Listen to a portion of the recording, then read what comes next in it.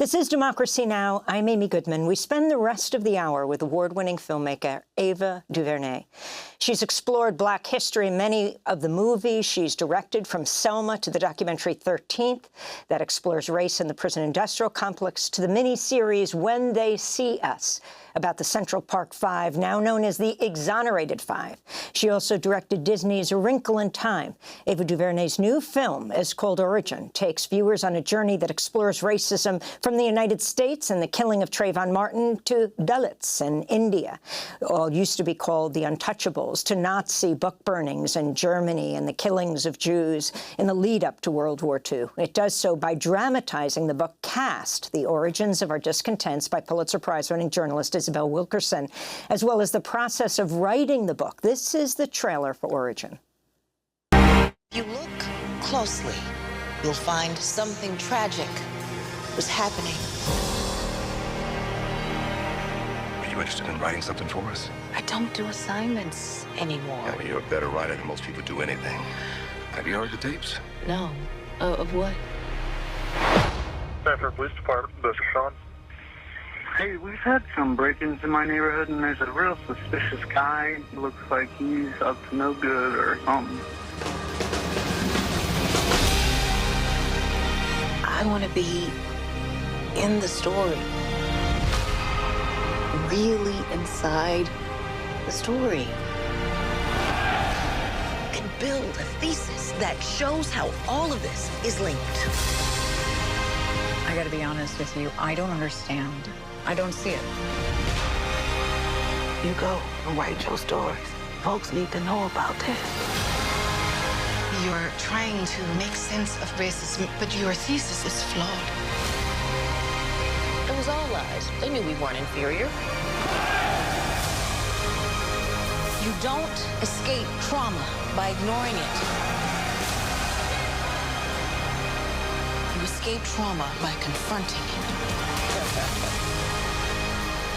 I don't write questions. I write answers. The trailer for Origen, which is in movie theaters now.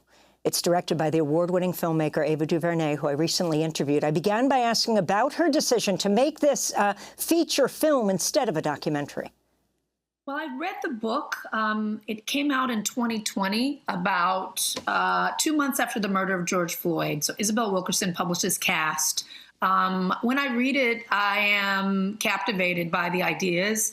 I had never put the idea of caste in a contemporary context as it relates to African-American history or, American history in general, and certainly not in a contemporary context as I put it against, challenging current cases of criminal misconduct and the killing of Black people, as we see in the case of Trayvon Martin, which is discussed in the film. And so these are all new ideas to me. I was really motivated to share them with folk in an accessible way. So all of my aha moments from reading the book are in the film, but I needed a main character to drive us through what is truly an anthropological thesis. I mean, Isabel Wilkerson writes it in a beautiful way, but it is pretty dense material. And so my goal was to attach character into that so that there could be a deeper empathy and a following of a leading lady. And so, played by Anjanou Ellis-Taylor, the film follows Isabel Wilkerson in her pursuit of truth as she writes the book. And along the way, you watch her overcome great personal challenge and also complete the book Cast. I want to go where you begin Origen, or on the issue that you begin Origen, featuring Isabel Wilkerson, played by Anjanou Ellis. You listen? Yeah. It's a lot. Yeah? It's a lot. There's a lot there. But longer form stuff, questions that I don't have the answer to. So ask them in a piece. I don't write questions. I write answers. Questions like what? Like, why does a Latino man deputize himself to stalk a Black boy to protect an all-white community? What is that? The racist bias I want you to explore, excavate for the readers. We call everything racism. What does it even mean anymore? It's the default. When did that happen? Brett, no, man. All right, so wait, so you're saying that he isn't a racist? No, I'm not saying that he's not a racist. I'm questioning why is everything racist. So that is Isabel Wilkerson, played by Ingenue Ellis Taylor. And if you can go to why you decided to start with Trayvon Martin, and as you said, actually, you hear George Zimmerman's voice. Yes. When I was interviewing Miss Wilkerson about her process in writing the book, she had shared that the verdict of the case against George Zimmerman was a seminal moment in her curiosity and in her quest to put together the pieces and try to pursue this notion of caste and explaining it to folks. And so I wanted to begin where she began. In the film, you see it opens with a day in the life of a teenager named Trayvon. And you are walking with him as he is going about his business, talking to a friend on the phone, going to, buy a snack. And those few minutes that you see him before anything happens to him, before he is stalked and assaulted and killed, are moments constructed to humanize him and allow you to learn a little bit about him outside of the context of what was done to him. And that was important to me in any rendering of challenge and trauma, to make sure that we are doing exactly what caste asks us not to do. Caste asks us not to humanize one another. But in the rendering of Trayvon Martin, we make sure that we open on just him before anything else. And so, because that was the beginning of Isabel Wilkerson's writing journey, part of the beginning of it, we began the film that way as well. And talk about why you decided to call the film not Cast, but Origen. Well, because I didn't want to be disingenuous. The film is not the book. The film is about the writing of the book, and it's about the woman who wrote the book. You're going to get some good pieces of the book, but it's about the intellectual pursuit. It's about the curiosity that leads us to knowledge. It's about the interrogation of status and power. It's about obstacle. It's about love. It's about triumph over adversity. And it's different than the book. You know, it's about the life and work of this woman as she's writing Cast. And so I didn't want to call it Cast and have you see it and think, wait, what am I doing here inside of this marriage or inside of this relationship with Ruby Wilkerson, who was Isabel Wilkerson's mother. So Origen is a word in the subtitle of the book. The book is, as you know, Cast, The Origins of Our Discontents. And so we stay true to the proximity between the two by using the same word. Let's go to Isabel herself. I interviewed her in 2020 after she won the Pulitzer Prize for The Warmth of Other Suns, when her book Cast, The Origins of Our Discontents, came out. In your book, Cast, you write about Bhimrao Ambedkar, the intellectual leader of India's Dalit movement, what people call the untouchable movement.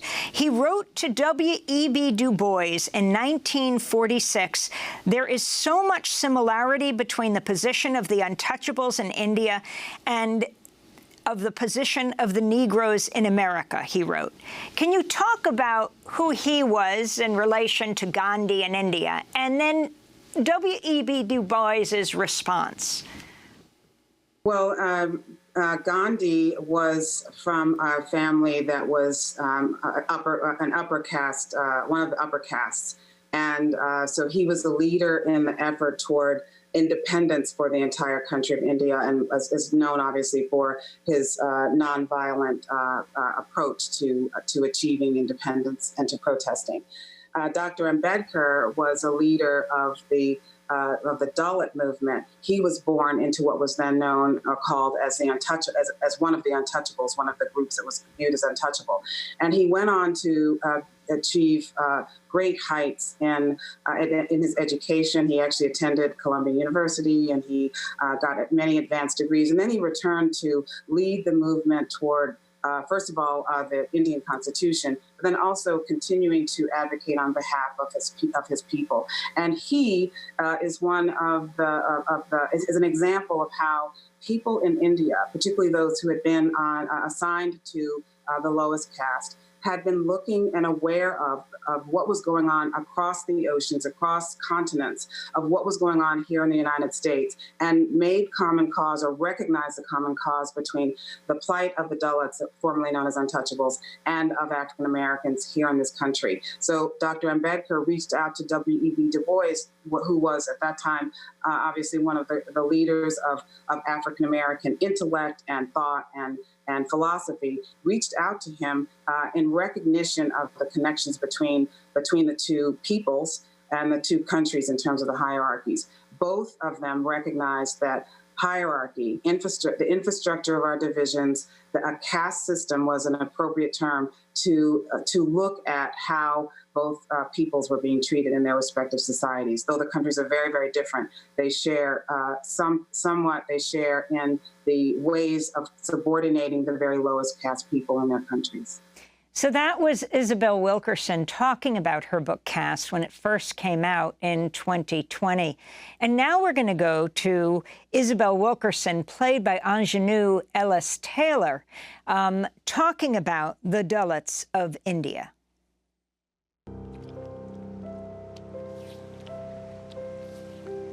Millennia ago, Dalits were called the untouchables of India,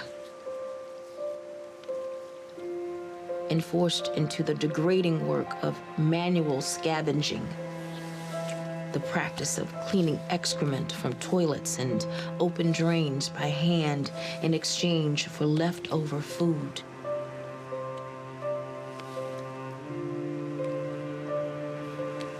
The only thing that they have to protect their bodies is oil, each other, and their prayers. To refuse is to invite severe punishment or death. This persists to this day. From Origen, Ava DuVernay's film.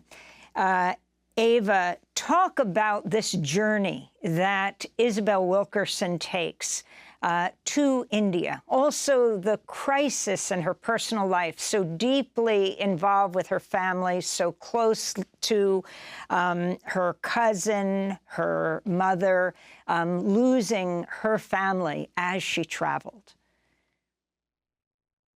Yes, well, the film chronicles the personal life of Isabel Wilkerson and some of the, losses that she shared with me, that she endured during the lead up to writing the book.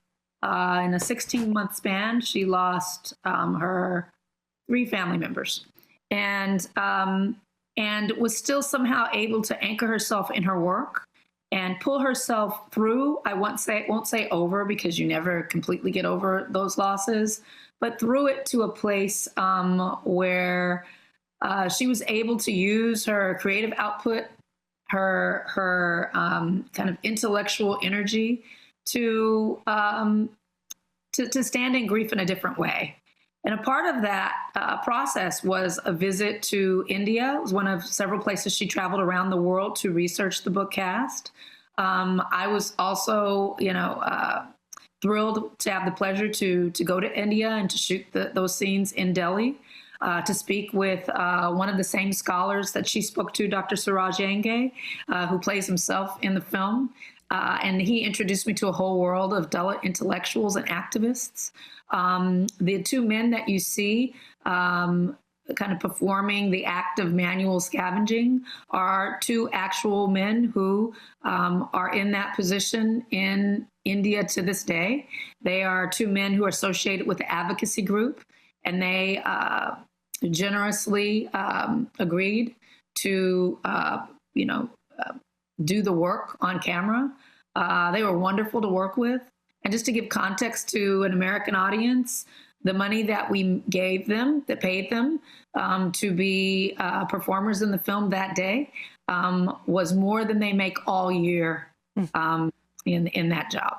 It's not even a job. It's an existence. And so it was a profound experience, as described in the book, for Isabel Wilkerson, and certainly for me as a filmmaker to be there. And for Dr. King, as you point out, Dr. Yes. Martin Luther King, who went to India. Talk about that part of this connection between the treatment of African Americans in the United States and what he discovered in India. He talked about his realization when he was there in India that he is a lower class American citizen, and talks about the African American experience in context of caste, and it animates his thinking about the Black experience in new ways, which he wrote about and talked about extensively. I did the film Selma, didn't know that. And I've researched Dr. King extensively, knew he had visited India, knew that he had gone there, but never had read or heard about his, what he took from it. So you take us from the treatment of African Americans and the oppression of African Americans in the United States to the treatment of the Dalits, what was formerly known as the Untouchables, to what happened to Jews in Nazi Germany. And that's where I want to go next. In this clip of Origen that features a scene when the character Isabel Wilkerson, played by Ingenue Ellis-Taylor, addresses an audience about her book Cast. On this day, he folded his arms rather than salute a regime that deemed that love illegal. On this day, he was brave. He couldn't have been the only one who felt something tragic was happening. So why was he the only one among the men to not go along that day? Perhaps we can reflect on what it would mean to be him today. I'll leave you with that. Thank you. That was a clip of Isabel Wilkerson, played by Ingenue Ellis-Taylor, giving a speech about caste. Behind her, a black and white footage of men and women in Germany putting up their hand in the Heil Hitler salute. Ava DuVernay, you're talking there, or I should say Isabel's talking, about August Landmesser. Tell us his story. Yes, August Landmesser is one of the first stories that the book Cast opens with. So, if you're reading it in the first 15 minutes, you're going to hit this story, which just captivated my imagination the first time I read it. And I had to delve deeper and really know what happened to him and what happened to his love, Irma. So it's the story of August and Irma. And they are both Germans. She's Jewish.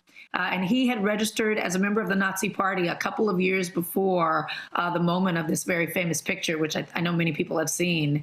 And so in the film, we chronicle and show and share everything that I could find about what happened to them after that moment. But in the book, Isabel talks about this moment of defiance and of resistance. And, I like the words that we use in the film, on this day he was brave, because, none of us are brave all of the time. But on that day, when it came down to standing up for what you truly believe, he would not Heil Hitler. He had someone at home who he loved who was Jewish. And he stood on those principles and didn't go along with the status quo. And it's a beautiful love story in the film overall, and it really kind of exemplifies the humanity that Isabel shares in the book. And you weave into this Elizabeth and Allison Davis, two Black anthropologists who co-wrote the groundbreaking book Deep South. We're going to play a clip for a moment of book burnings in Germany and that place outside of Humboldt University where you see, instead of cement in the plaza, just a square where you look down, bright light, and you just see white, empty shelves. This was Isabel Wilkerson when she took that journey, played by Ingenue Ellis-Taylor. In Germany, there's memorials to nearly everyone victimized by the Nazis. And there's no entry sign, no gate. It's just open, both day and night.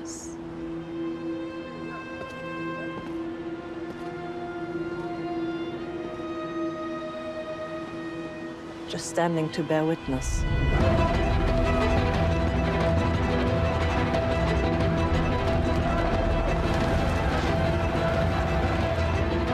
20,000 books were lost that night. Books filled with imagination, ideas, and history.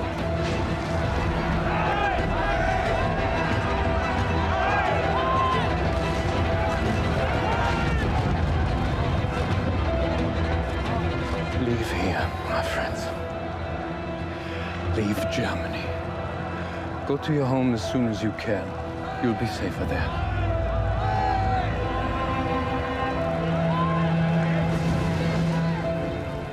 An excerpt of the extraordinary film Origen.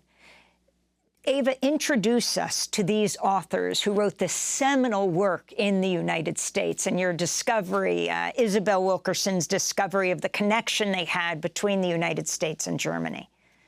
Yes, yes. Well, it always moves me in that scene where he says, "You'll be safer there."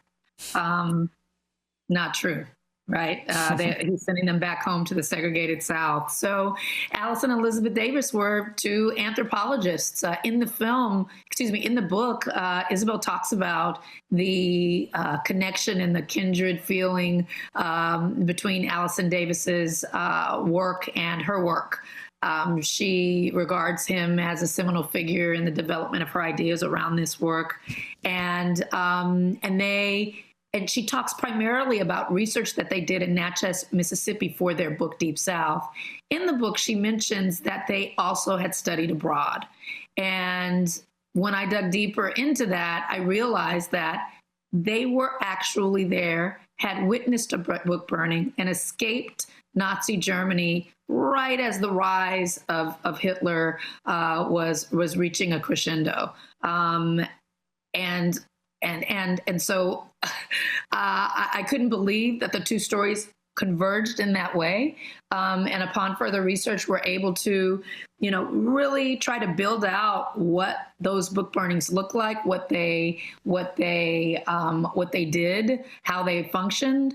And so what you just saw is the culmination of a sequence that digs into Alice and Elizabeth Davis in Germany as, studying and then coming across this burning of books in a place called Bibelplatz. And we shot in the exact square. Some of the shots that you were seeing are exact recreations of photographs of that actual incident. So it was a thrill to actually be there, standing on the same cobblestone and rendering those images about two African-American scholars who had to leave under the cover of night to get out of Germany to avoid Hitler, and being an African-American woman standing in that square, recreating those images freely.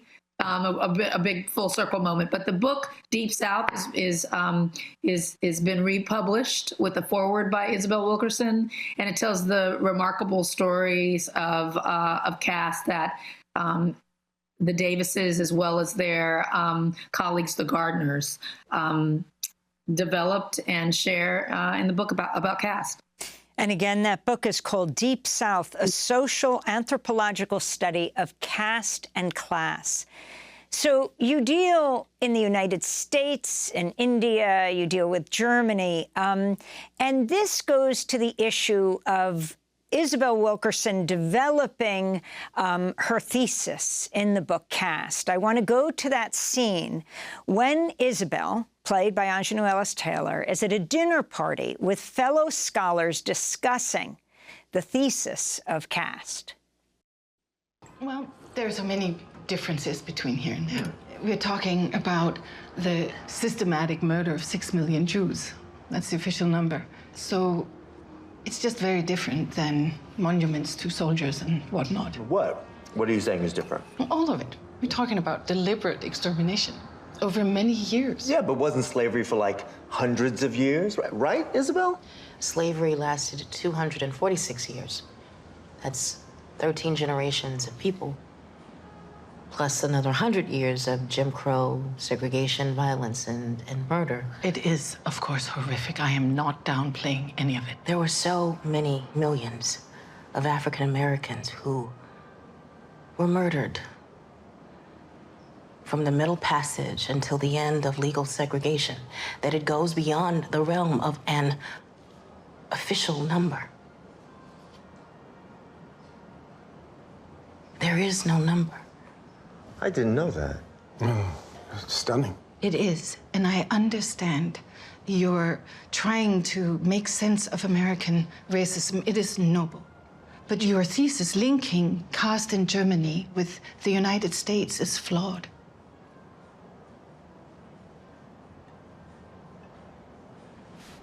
And maybe it's not exactly the same, but the thesis of structural similarity certainly gives context for a framework. Right, but a framework is not a book, my friends. She is trying to connect the United States to Germany, but it doesn't fit. It's as if you're trying to fit a square inside the circle, as they say. I would just like you to note for yourself that American slavery is rooted in subjugation, dominating blacks for the purposes of capitalism, using bodies and labor for profit. But for the Jews during the Holocaust, the end goal was not subjugation. It was extermination. Kill them all. Wipe them off the face of the earth. There is no need for them here. It's different. A scene from the extraordinary film Origen. Ava DuVernay, that was one of the longest clips you shared with us. Talk about why this is so central and the kind of pushback that Isabel Wilkerson got as she developed this idea of caste. Yes, well, she shared it with me as she, took these ideas around the world and talked with different scholars, different writers about it. That there were questions and people had different points of view about caste, about it, the way that it works, and its connective tissue between cultures and communities. And so, I think it's all part of the conversation that I hope the film instigates. I've said that the film is not, I'm not seeking agreement with all of the ideas, but I do feel that we should engage with ideas. And I think that far too often we're in our corners and not engaging with one another about these things. And so, as Isabel explained to me, she did attend a dinner party where there was a difference of opinion and intellectuals were talking and wrestling with ideas in this way. And that scene really propels her on a journey to prove the kinds of things that she's trying to prove, to uncover what binds us together, as opposed to standing in our corners and saying that these things aren't alike. I feel that her quest to do that and the book that came from it, it was a great gift. Certainly there are instances in the journey where there are obstacles and people are saying, I don't agree with that. But it doesn't mean you don't take the journey. And I think that's one of the big things that I learned from her in making this film. And hopefully it comes across when you watch this scene and then the scenes that come after. This scene propels her forward with a new zest for actually, proving her thesis. Is there anything else you want to add, Ava, before we end? I would love to add that this picture is in the world in a way that is very independent. And I believe your audience embraces that. And you made it in time for the 2024 election. Does that have any meaning to you, the fact that it is out for this pivotal election year, some calling it perhaps the most important election ever? Yes, I mean, this was intentional. It was important for me that the film be out this year. There were opportunities for us to make it with more money and with more bells and whistles with studios' involvement, but it wouldn't have been out this year. You know, it is not a film made to make money for corporations. It's a film made to ignite our imaginations and our curiosity and get us to lean in and figure out what we're going to do next. Because this is an essential time for action. And so that's our offering and that's our hope. Award-winning filmmaker Ava DuVernay, who explores Black history in many of her films, from Selma to 13th to the series When They See Us. Her new movie, Origen, is in theaters now as Black History Month begins in the United States. It dramatizes the book Cast, The Origins of Our Discontents, by the Pulitzer Prize-winning journalist Isabel Wilkerson. Ava's the winner of the Emmy, BAFTA, and Peabody Awards, and an Academy Award nominee.